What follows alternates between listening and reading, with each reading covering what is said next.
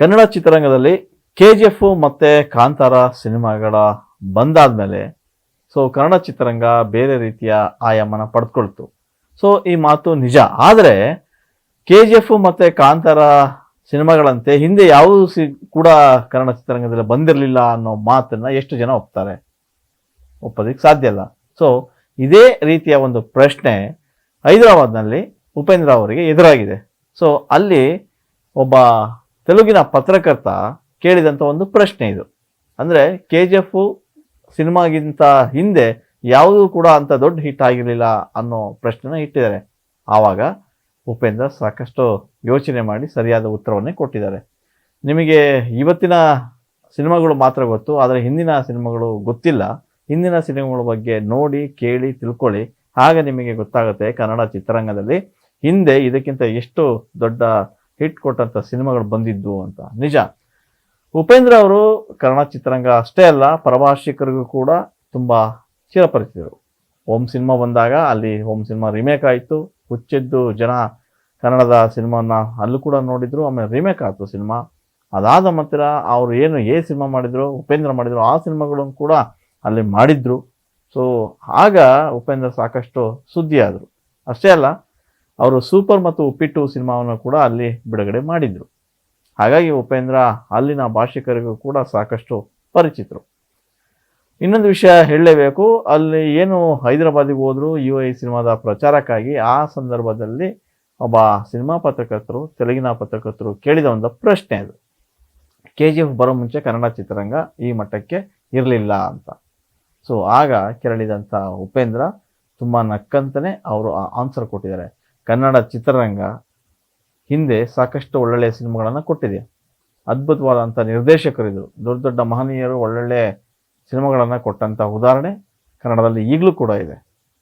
ಕನ್ನಡ ಚಿತ್ರರಂಗದ ಬಗ್ಗೆ ಎಲ್ಲರೂ ಮಾತಾಡ್ತಾರೆ. ಆದರೆ ಈಗ KGF ಕಾಂತಾರ ಸಿನಿಮಾ ಬಂದು ಅದು ದೊಡ್ಡ ಹಿಟ್ ಆಯಿತು, ಅದು ನಿಮ್ಮ ಕಣ್ಮುಂದೆ ಕಾಣ್ತದೆ. ಆದರೆ ಹಿಂದೆ ಅವಾಗ ಇಷ್ಟೊಂದು ಸೋಷಿಯಲ್ ಮೀಡಿಯಾ ಇರಲಿಲ್ಲ. ಆದರೂ ಕೂಡ ದೊಡ್ಡ ದೊಡ್ಡ ಸಿನಿಮಾಗಳು ಸಿನಿಮಾ ರಂಗವನ್ನು ಏನು ಬೆಳವಣಿಗೆಗೆ ಸಾಕಷ್ಟು ಪಾತ್ರ ವಹಿಸಿದ್ದಾವೆ ಅಂತ ಉಪೇಂದ್ರ ಕೂಡ ಅಲ್ಲಿ ಹೇಳಿದ್ದಾರೆ. ಹಂಗೆ ನೋಡಿದ್ರೆ ಉಪೇಂದ್ರ ಅವರು ಮೆಗಾಸ್ಟಾರ್ ಚಿರಂಜೀವಿಗೆ ಒಂದು ಸಿನಿಮಾ ಮಾಡಬೇಕಿತ್ತು. ಸಾಕಷ್ಟು ಪ್ರಯತ್ನ ಪಟ್ಟಿದ್ರು ಕೂಡ ಅವರ ಸಿನಿಮಾಗಳ ನಂತರ. ಏನು ರಾಘವೇಂದ್ರ ರಾಜ್ಕುಮಾರ್ಗೆ ಒಂದು ಸ್ವಸ್ತಿಕ್ ಅಂತ ಒಂದು ಸಿನಿಮಾ ಮಾಡಿದರು. ಆ ಸ್ವಸ್ತಿಕ ಕಥೆನ ಅವರಿಗೆ ಹೇಳಿದರು, ಆದರೆ ಆ ಕಥೆನ ಅವರು ಒಪ್ಪಿರಲಿಲ್ಲ. ಆ ಪ್ರಯತ್ನ ಅಲ್ಲಿಗೆ ನಿಂತೋಗಿತ್ತು. ಕನ್ನಡದಲ್ಲೂ ಕೂಡ ಸಾಕಷ್ಟು ಒಳ್ಳೊಳ್ಳೆಯ ಸಿನಿಮಾಗಳು ಬಂದಿವೆ. ಬರೀ KGF ಕಾಂತಾರ ನಿಮ್ಮ ಕಣ್ಣ ಮುಂದೆ ಕಾಣ್ತಾ ಇದೆ, ಅದರ ಹಿಂದೆ ಸಾಕಷ್ಟು ದೊಡ್ಡ ಹಿಟ್ ಸಿನಿಮಾಗಳು ಬಂದಿದ್ದು ನಿಮಗೆ ಗೊತ್ತಿಲ್ಲ. ಅದನ್ನು ನೋಡಿ ಮತ್ತೆ ಕೇಳಿ ತಿಳ್ಕೊಳ್ಳಿ ಅಂತೇಳಿ ಕಿವಿ ಮಾತನ್ನು ಹೇಳಿದಂಥ ಉಪೇಂದ್ರ ಇತ್ತೀಚೆಗೆ ಕನ್ನಡದಲ್ಲಿ ದುನಿಯಾ ವಿಜಯ್ ನಿರ್ದೇಶಿಸಿದ ಭೀಮಾ ಕೂಡ ಸಾಕಷ್ಟು ಸದ್ದು ಮಾಡ್ತು. ಅಷ್ಟೇ ಅಲ್ಲ, ಹಿಂದೆ ಸಲಗ ಅಂತ ಒಂದು ಸಿನಿಮಾ ಮಾಡಿದ್ರು. ಆ ಸಿನಿಮಾಗಳನ್ನು ನೋಡಿ ನಾನೇ ದಂಗಾಗಿದ್ದೆ ಅಂತ ಕೂಡ ಹೇಳಿದ್ರು. ಕೃಷ್ಣಂ ಪ್ರಣಯ ಸಖಿ ಅಂತ ಒಂದು ಸಿನಿಮಾ ಬಂತು, ಅದು ಕೂಡ ಸಾಕಷ್ಟು ಸೌಂಡ್ ಮಾಡ್ತು. ಯಾಕಂದರೆ ದುಡ್ಡು ಮಾಡದಿರೋ ಸಿನಿಮಾಗಳು ಬೇರೆ, ಸೌಂಡ್ ಮಾಡೋಂಥ ಸಿನಿಮಾಗಳು ಬೇರೆ. ಆ ಅರ್ಥದಲ್ಲಿ ಈ 3 ಸಿನಿಮಾಗಳು ಸಾಕಷ್ಟು ಸದ್ದು ಮಾಡಿದ್ದು ಮತ್ತು ಗಳಿಕೆಯಲ್ಲೂ ಕೂಡ ಹಿಂದೆ ಬಿದ್ದಿಲ್ಲ ಅನ್ನೋ ಅರ್ಥದಲ್ಲಿ ಅವರು ಅಲ್ಲಿ ಪತ್ರಕರ್ತರ ಮುಂದೆ ಹೇಳಿದರು. ದುನಿಯಾ ಸೂರಿ ಒಳ್ಳೆಯ ಬಗೆಯ ಸಿನಿಮಾ ಕೊಟ್ಟಿದ್ದಾರೆ, ಯೋಗರಾಜ್ ಭಟ್ ಕೂಡ ಒಳ್ಳೊಳ್ಳೆ ಸಿನಿಮಾ ಕೊಟ್ಟಿದ್ದಾರೆ. ಈಗ ಬರ್ತಕ್ಕಂಥ ಹೊಸ ಬಗೆಯ ನಿರ್ದೇಶಕ ಕೂಡ ಹೊಸತನ ಇಟ್ಕೊಂಡು ಸಿನಿಮಾ ಮಾಡ್ತಾ ಇದ್ದಾರೆ ಅನ್ನೋ ಅರ್ಥದಲ್ಲಿ ಉಪೇಂದ್ರ ಅವರು ಅಲ್ಲೇ ಆ ಸ್ಪಾಟಲ್ಲಿ ತಿರುಗೇಟ್ ಕೊಟ್ಟಿದ್ದಾರೆ. ಅಂದರೆ ನೀವೀಗ ಕಾಂತಾರ ಸಿನಿಮಾ ಕನ್ನಡ ಚಿತ್ರರಂಗದ ಒಂದು ದಿಕ್ಕನ್ನು ಬದಲಿಸ್ತು ಅಂತ ಹೇಳ್ತಾರೆ. ಅದು ಎಷ್ಟರ ಮಟ್ಟಿಗೆ ನಿಜ ಸುಳ್ಳು ಗೊತ್ತಿಲ್ಲ. ಆದರೆ ವ್ಯಾಪಾರ ವಹಿವಾಟಿನಲ್ಲಿ ಕನ್ನಡ ಚಿತ್ರರಂಗದಲ್ಲಿ ಒಂದು ದೊಡ್ಡ ಮಟ್ಟದ ಸಿನಿಮಾ ಹೌದು.